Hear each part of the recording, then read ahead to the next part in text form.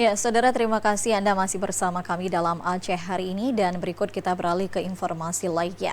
Saudara, sejumlah warga dari Kecamatan Salang dan Alafan siang tadi mendatangi kantor PUPR Semelu.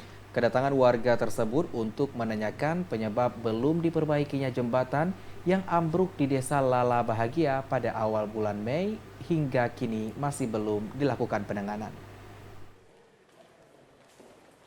Sejumlah perwakilan masyarakat dari Kecamatan Salang dan Alafan siang tadi mendatangi kantor PUPR Semelu untuk menanyakan penyebab belum dilakukannya penanganan hingga kini oleh PUPR Semelu terhadap ambruknya jembatan yang berada di Desa Lala Bahagia, Kecamatan Salang.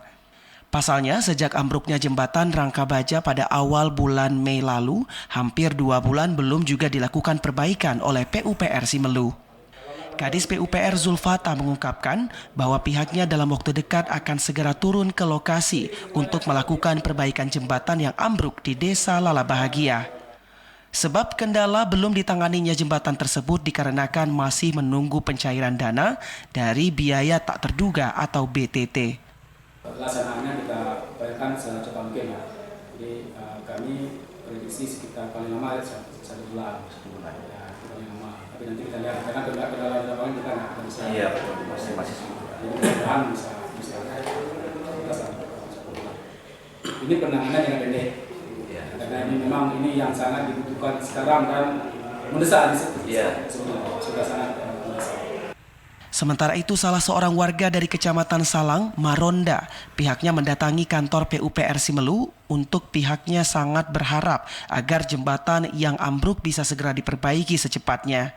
Pasalnya, mengingat waktu dekat adanya event MTQ dan turnamen bola tentu dapat menghambat aktivitas masyarakat yang ingin melintas. Ya, alhamdulillah kita hadir kemari. Ini gabungan daripada masyarakat Salang dan juga Alafan.